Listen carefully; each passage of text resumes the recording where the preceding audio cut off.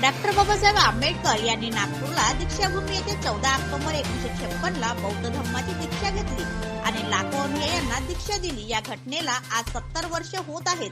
तरीही डॉक्टर बाबासाहेब आंबेडकर यांना अपेक्षित बुद्ध धर्माचा प्रचार आणि प्रसार झालेला दिसत नाही. प्रबुद्ध भारताचे स्वप्न आजही अपुरे आहेत. तथागतांचा धर्म नैतिकता आणि सामाजिक मूल्यावर आधारित आहे. बौद्ध धर्मात स्वातंत्र्य, समता, बंधुता आणि न्याय या मूल्यावर भर दिला आहे. बुद्धाची समतेची शिकवण आणि करुणा माणसाला प्रगतीच्या वाटेवर नेणारे माध्यम आहे.